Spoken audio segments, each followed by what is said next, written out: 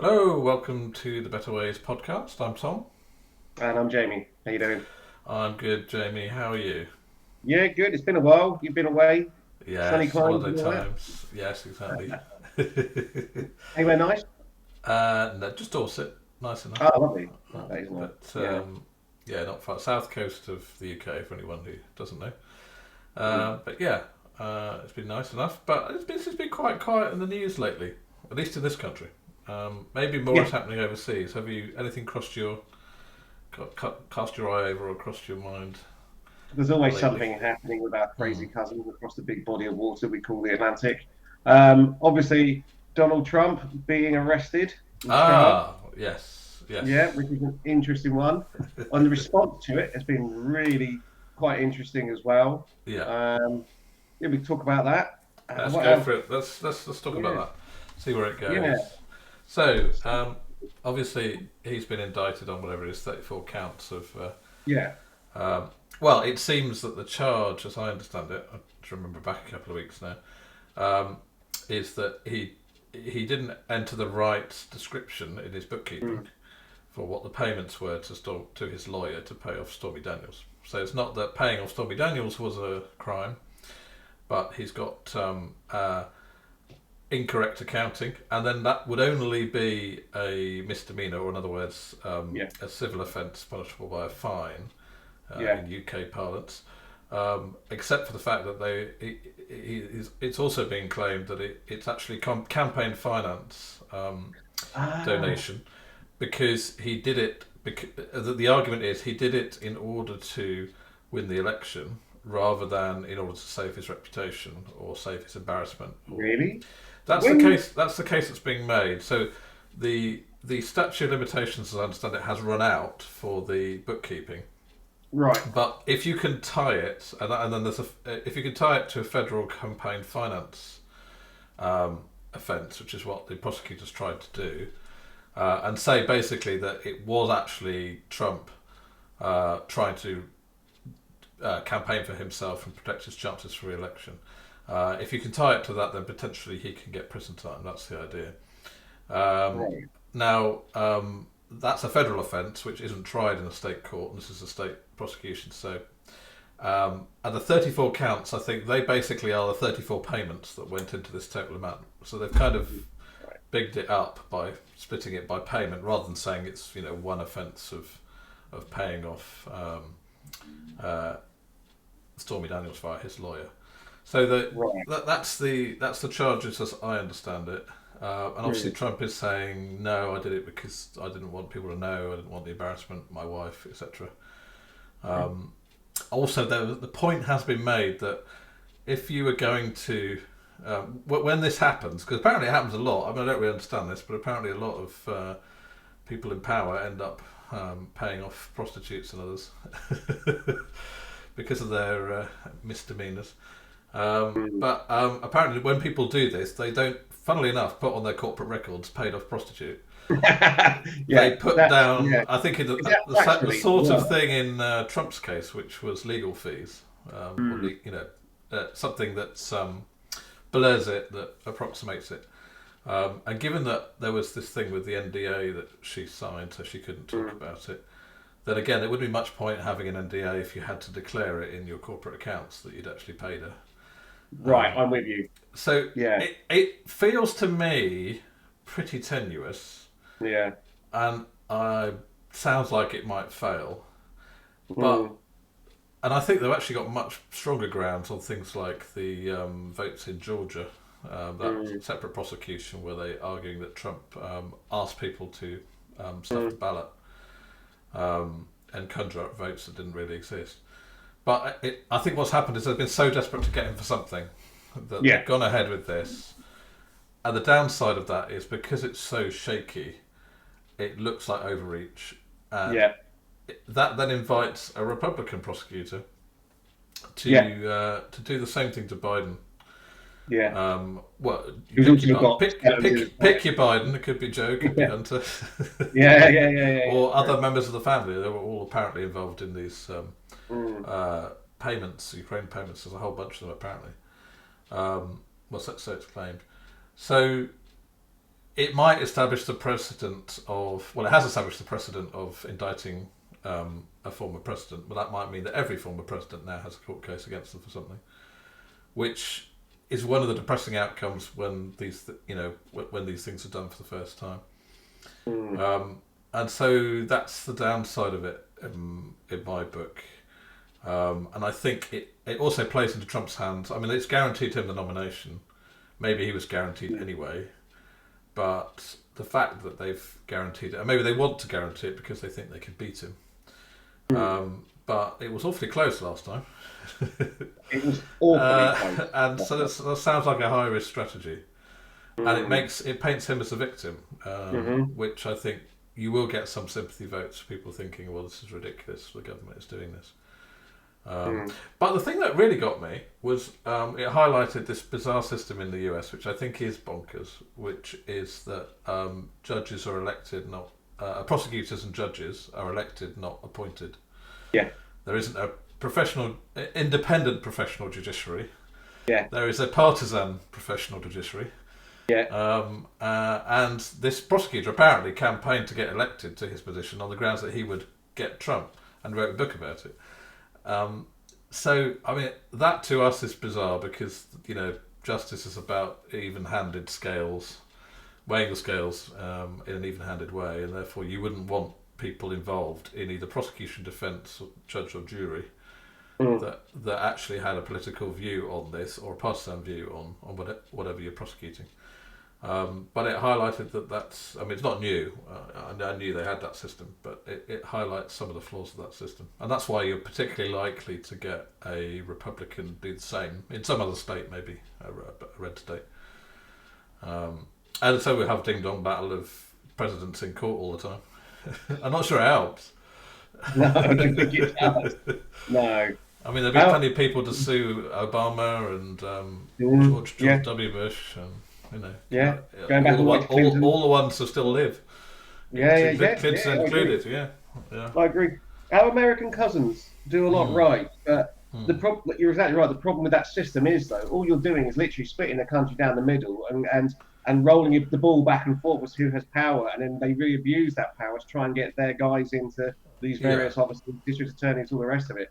And it's crazy because if there was ever a system that was supposed to be designed with checks and balances, it's also a system that seems now, probably more than it's ever done before, to be designed to rip America quite literally down the middle. And you've got people on either side that just don't have anything in common or trust at all, anyone even remotely aligned with what they consider the other side. Yeah.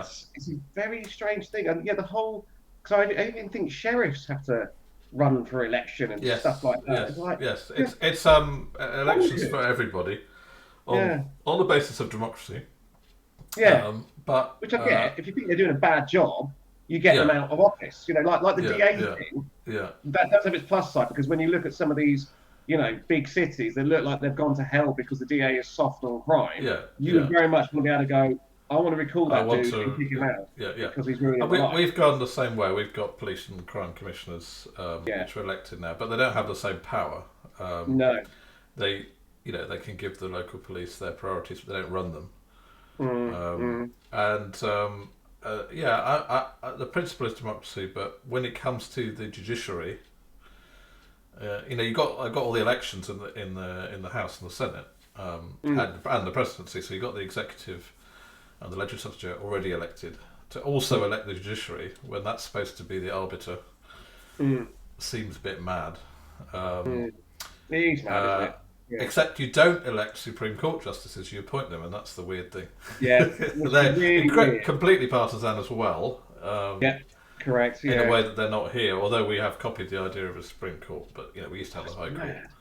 Like I read the other day, Obama apparently, I don't know how true this is, but Obama apparently spoke to Ruth Bader Ginsburg when he was in office and said, "You need to retire because." You might die under a Republican president. And she did. And then she did, So I remember when she died, there was a lot of criticism. You don't speak of the dead, but there was a lot of criticism of her that she should have stepped down during Obama's term. And I think, how could you not think that far ahead? That's an odd thing as well, that in the Supreme Court is for life. But Senate isn't for life. The Congress, the House of Representatives isn't for life. So the presidency is certainly not for life. You're limited to 2 4-year terms.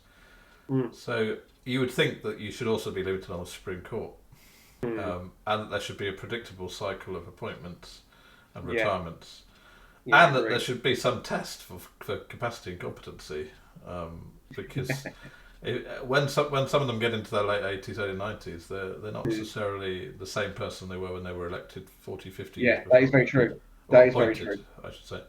Yeah, and they're not free from corruption. There's a lot of stuff that's come out about Clarence Thomas over the last couple of weeks. That's been a story, yes. 40 years or whatever it is, he just hasn't declared anything. I haven't really dug into that one. So was it something around, was it a conflict of interest or? Yeah, so he apparently has been on like crap loads of mini breaks and holidays. Freebies. Accepting gifts. And he just didn't declare that. Okay. America's such a weird place. I love it. But then there's lobbying, right? So I mean, the amount of lobbying by companies and organisations and wealthy individuals. I mean, the whole system was built on how much money you've got to lobby people to pass the laws you want. Yeah, agreed. So again, that's weird because that's not at all democratic. Democratic would say that lobbying should be one person, one vote. Not the money. So, I mean, it's a weird mix. I'm not sure we're in any position to claim ours is better. No, there is no perfect system. Given recent history. You and I spoke about this before, so we don't go into it again. But the whole kind of proportional representation thing, the fact that people think that's a match. Like I've had this argument, and I've shifted my mindset on it somewhat, based a little bit on our conversations, but also other ones where it does sometimes lead to lack of vision. It does lead to paralysis, and nothing really gets done. But I think it's overwhelmingly popular on the left, because I think people on the left, they want it for 2 reasons. They either want it because they genuinely think most people in this country are left-leaning, and I think they're in for a bit of shock if they believe that. That's not true. Exactly. Or they think, what's the other one? What's the other one to say? Or they have it from a moral reason, i.e. it is more, and I do agree with that. I think there is a moral standing for proportional representation to go, like we said before, the Greens got X amount of million, voters and had 1 MP. But then if you accept that, you have to accept that UKIP or whatever it was had millions of voters and didn't get any MPs, so they should have some. So I think there is a moral reason for that. But again, go back to your point. We're not in a position. There is no perfect system. But the American system is, I don't know, it's weird because you're right. It does ultimately come down to who has the best campaign finance. That's ultimately it. The Trump thing you're right, it will backfire. I saw, what was it? Again, it was a left-leaning channel, and they were talking about it, and the person said something like, oh, no, it was a montage of left-leaning news organisations talking about it, and they were all quite, like you said, quite underwhelmed, and some of them quite dismissive about what was happening.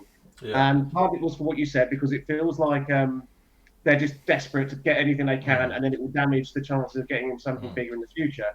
But they also showed where they didn't show the video directly, but apparently Alvin Bragg, obviously the district attorney going for this. He gave a press conference. And going back to what you said, what turns a misdemeanor into a crime is that I think the terminology they used was something like there has to be a follow-through crime.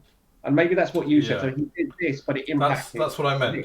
So it's the misdeclaring your books is just a misdemeanor. The follow-through crime is campaign. Unless it's linked to unless it's covering up another crime. Right.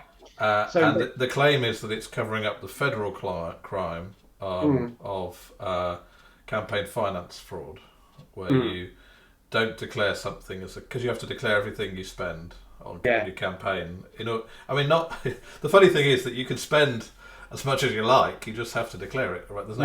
You might have 10 times as much money as the other candidate. That's fine, but where beside you don't get it right in your books. Because the idea is that it's a particularly weak case, because basically what it's saying is that Trump, what's being argued is that if Trump had spent campaign funds on this rather than his personal funds, that would have been all right. Now, No, most people would not think spending your no, political campaign funds to silence a prostitute about your affair would be a good use of campaign finance. But that's effectively what Bragg is saying. Well, you said it, but when he was asked, because loads of the reporters apparently asked him because they've been given, they've all got in-house legal, as you know, and they've all gone to their legal team and gone, is Trump actually in trouble with this? And all the news organisations' legal team have gone, no, he's going to get off scot-free. But they were asking him, Bragg, what's the follow-through crime? And he wouldn't say. He wouldn't say what it was. And he was like, oh, I'm keeping that close to my chest and all the rest of it. Yeah, so, he didn't want to admit the offence. No. So the thing is, if your case is but strong, it was published. It was published. So I see. Yeah. But it's just, I don't know. I'm with you, Tom. I think this will backfire. I think it's just going to split the vote even more, particularly with what came out a couple of days ago. Again, I don't know how recent the polling was, but there was polling that showed how many people declared themselves Republicans, Democrats, and Independents. And I think the Independents was like 54% or something like that, which is like the highest it's ever been. The highest it's ever been. And maybe that's because the Dems and the Republicans have gone completely back crazy and gone to the fringes, you know. But you just look at that, if you're a middle of the road voter and you've got any form of principles or any form of brain, you're going to go, bloody hell. Trump is corrupt as hell, allegedly. And if you're going to get him on anything, and this is what you can come up with, I'm sorry, that's just crap, isn't it? Like, it's rubbish. You know, what are you doing? This is clearly politically driven. You know, I'm not going to buy into it. I'm not saying that those people then go and vote for Trump, but it would certainly make you question the integrity of the Dems who are pushing this. Well, that's one of the arguments, that it harms their cause, and unless they win, and presumably that's with Biden again, you know, at the age of 120 or whatever it'll be, you know, then they're in real trouble. But I mean, I think even if he does he could get indicted because it's a New York jury, and New York is, you know, 95% Democrat or whatever the stats are. Some, you know, like Washington. It was close during the midterms. Really close. But there's a huge number of liberals there. Oh God, yeah. So they could, but I think even if they did, I think even if he went to prison, I mean, that would, in some ways, that would give an interesting conundrum as to whether if he won, he would pardon himself from jail. Because he talked about that before. Straight away. But to do it from your cell, that would be quite a sight. But, you know, I could believe that would happen with him. Yeah. Because, you know, there's been debates over whether the president can actually pardon himself or not. But yeah. But is there a law, though, that says that you can't run if you've got a criminal... No. That's been very clear. The Supreme Court clarified that a while ago, that there's nothing in the Constitution that says that you can't run if you've been convicted of a crime. Fair enough. Or indeed if you're currently serving a sentence. Yeah, not of this nature anyway. I think there might be an exception for murder, but not for this kind of financial or frauds that they're claiming. See, America have got this problem, and we've got it to a lesser degree, but we do still have it. Is that, you know, there is no viable alternative, really, is there? And as I said a minute ago, if there's 54% or whatever the figure was of Americans think they're independents, they look at all the shenanigans going on either side and think this is just crazy. There's no one with the money to step in and become that third party. You know, there just isn't. Andrew Yang's got his forward party, but from what I can see, that's doing nothing. And I love Andrew Yang. I think he's brilliant. But with all the gerrymandering, it's very difficult to. I mean, Ross Perot showed that it's impossible, really, and he had billions to spend. You know, and he was pretty successful at the time, but he only got about 20% of the votes. At least he was polling at that level. I don't know what he got in the final result. And Bloomberg and the other Tom, what's his name, the other billionaire that, you know, ran last time in the Democratic primaries. They showed that money was no help if you had no personality, or you couldn't debate. You could, you know.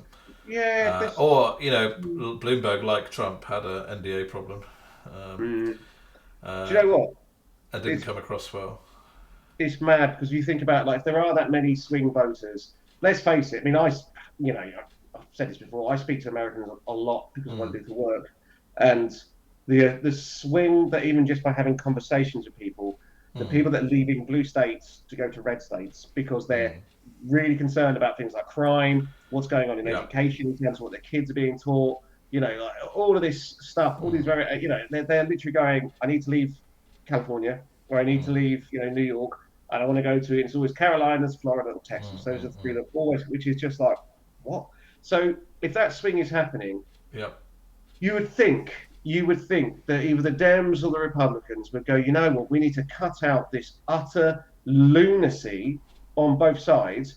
And if you go for the middleman, you go for the central vote, so mildly centre left, mildly centre right, you think you would clean up. Trump doesn't exemplify that really in terms of his policy, maybe rhetoric, certainly not. Well, I don't know. The Dems just blow my mind at how crazy they are. Well, the thing is, that's why they went for Biden, because Biden did represent a moderate. And actually, he's to the crazies. To some extent, but he's also annoyed them. In fact, I saw the other day that the squad were campaigning to release Julian Assange. Right, so. And obviously, they've just arrested. That is a story that we've had recently. They've just arrested this 21-year-old for leaking. The state of the US involvement in Ukraine and other allies. And so I think Biden has fallen out. He's done some of the things. I mean, he's forgiven some college debt, but not most of it. And even that's under legal challenge, so that may not happen. He did open the border.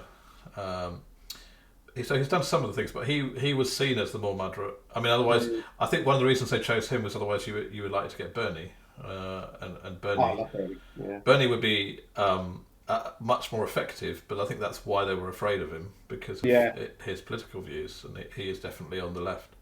But with Bernie, though, the thing is, he's very much economically on the left, and he's very much things like social safety net, all that, and I love that. If I was American, I'd have voted for Bernie all day long.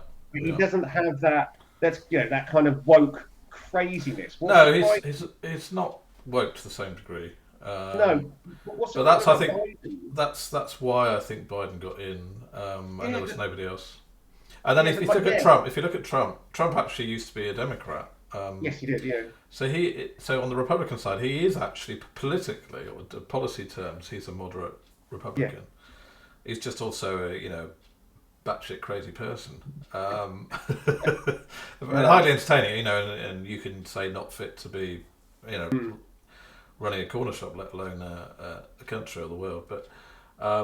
But so I think both sides, in a way, have gone for people whose policies were actually not extreme, but who've got obviously their own huge flaws. And there's a long history of that people have talked about Biden not getting anything much done in the Senate over his many decades, and also being in hot to various financial interests like MBNA and other stuff, credit cards, which it's alleged that he represented their interests, was in hot to lobbyists and very persuadable. And in a way, Trump was very persuadable, because Trump didn't know what he wanted to do. His goal was to be president, and then he got in a bunch of people who tried to persuade him that Steve Bannon and a whole bunch of other people who tried to persuade him that their vision was what he should go for. So I think there's a history of both sides trying to get people in they think they can control, and then failing to control them. That certainly happened with Trump, and I think that to an extent that's happened with Joe Biden. And therefore you don't go for the best candidate, you go for a kind of weak enough candidate that you think can win. Well, I agree with that. So I guess my point was with Biden, because when I was delighted he won. Obviously, I don't want Trump as bloody president of the US. Jesus, no. But I was delighted when he won. But I said at the time, just don't listen to your crazies, okay? Because you do have to reach across the aisle, and you do have to try and woo over some of the less crazy Republican voters, all those independents that went towards Trump. So going back to even just like my anecdotal stories of speaking about people fleeing New York, California, etc., because they're worried about things like crime and taxation and some of the education stuff that's going on. So Biden may have quite centrist policies, but a lot of the rhetoric and a lot of the low-level kind of local stuff that he's allowed to proliferate in the name of the government. Like, for example, there was a scene that there was just how not to read the moment. So there's been, as always in that country, there's been a raft of mass shootings. Yeah. And there was one, I think it was 2 weeks ago, and it came out that the shooter was identified as trans. Okay, and there was a press conference, and the press secretary, instead of going, our thoughts are with the families and the parents, and our thoughts are with the trans community at this point. And I went, hang on a minute, you've just pissed off every single person, even remotely connected to those people that have lost someone, because you've decided to defend what is, let's face it, it's a minor niche, cultural battle, if you like, what's going on, rather than do that middle of the road thing that would have gone, gun violence is a terrible problem in our country. This is a tragedy that's happened. We need to look at what went wrong. But no, you chose to make it a kind of leftist culture war issue, if you like. And Biden he doesn't do it, but the people around him, the public face, they do this all the time. Like inviting Dylan Mulvaney to the White House was just stunning to me. I was like, the person is like, she's one of however many hundreds thousands of people that identify as trans or non-binary. Why, you invited this person to come and meet? Well, this is a really, really good point. Although I think you're brave to say that the issue is minor, and I'm just kind of so there's a good point here, which is that there are these communities don't actually exist as a community. So there is not an election where all the trans people vote for someone to represent them. Yeah, agreed. Yeah. There are activists, and this is not specific to trans. This happens with gay rights and others areas. Yeah, climate change. There are activists who appoint themselves spokespeople for a group by joining or founding or participating in an organisation. You see this, for example, in the Muslim Council for Great Britain. It's not an elected body. It's not Muslims vote who they want to see. It's a group that's decided to represent Muslims of Great Britain, but it's actually coming from it's pulling from a much smaller group. It may represent hundreds of people or even a few thousand people. It doesn't represent millions of people. It's only a fringe amount. Yeah. So when they bring on these spokespeople, these people who claim, I always think the first thing they should do is not present them like that and challenge their right to speak on behalf of others. And they can say they're speaking for their organisation. They can say that their friends, their families, that maybe they are legitimately speaking for thousands of people, but they are put up as if they are people, as if there's one view for that whole community, and they represent it, and it's complete distortion. So, I agree. Your first thought would be sympathy for the victims and families, not for the perpetrator.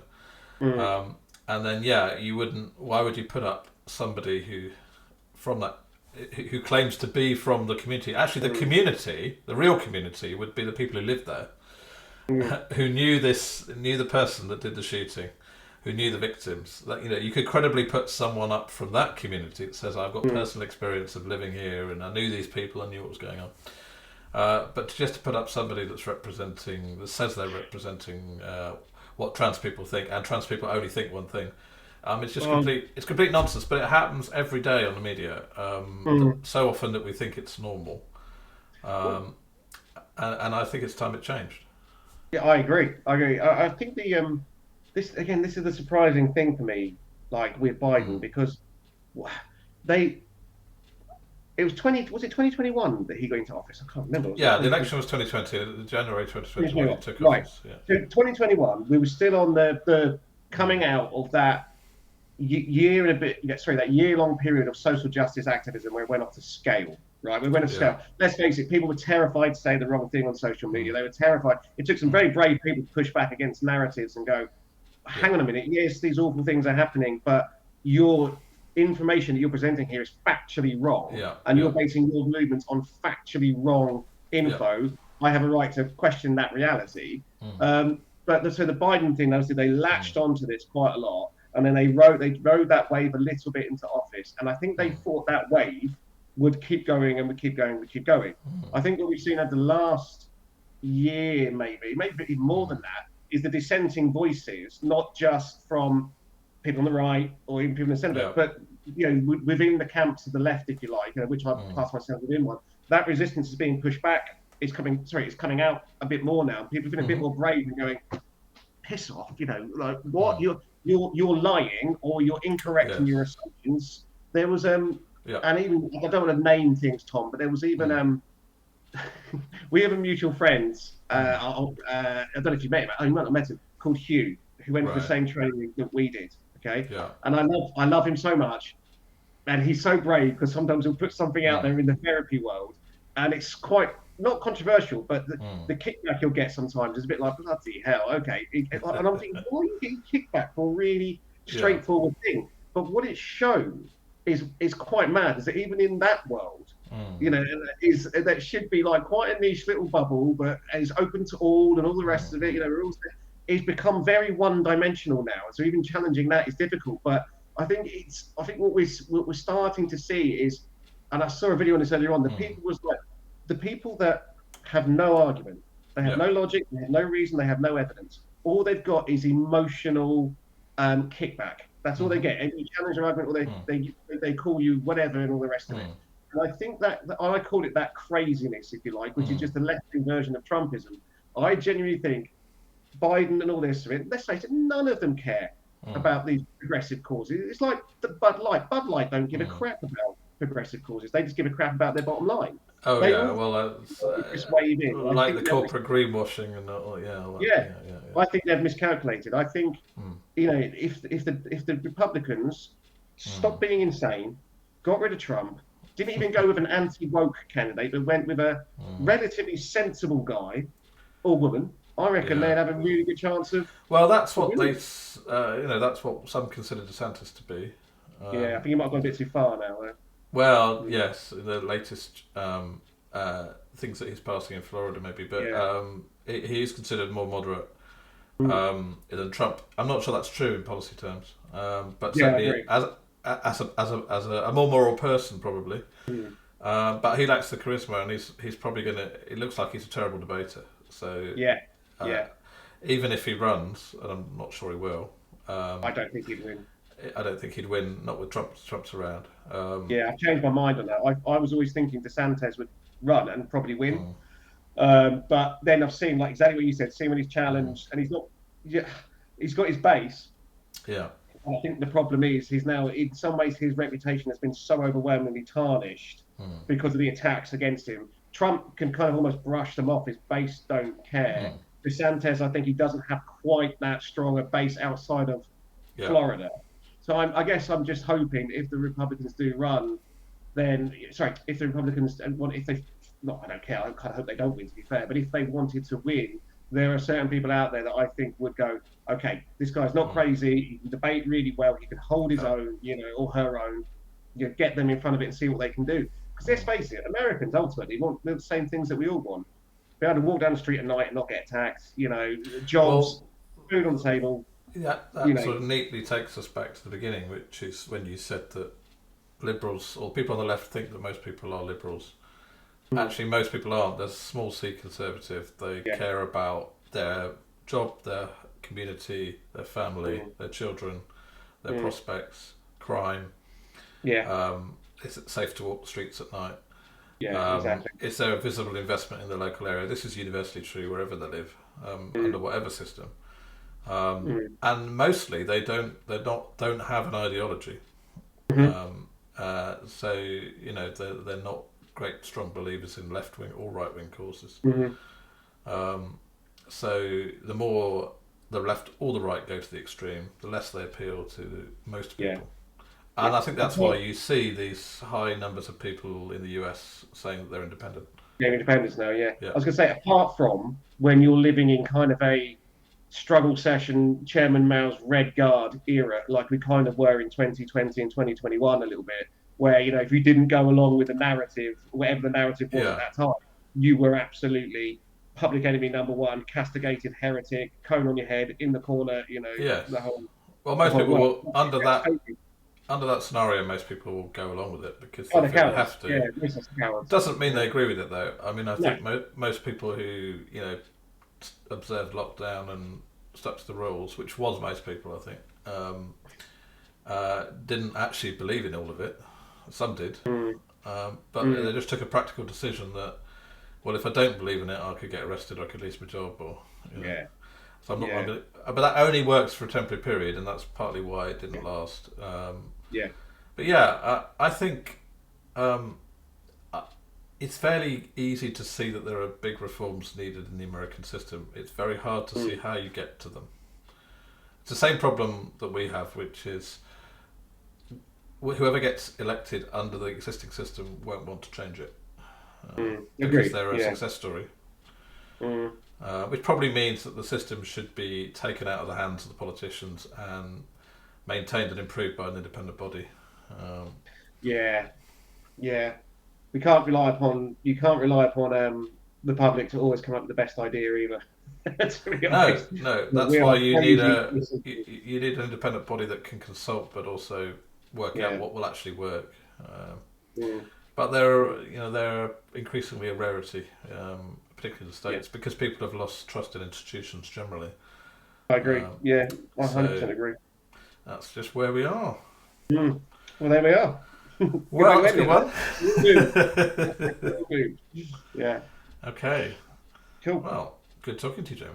You do indeed. Thank you very much. See you next time. See you later. Bye bye.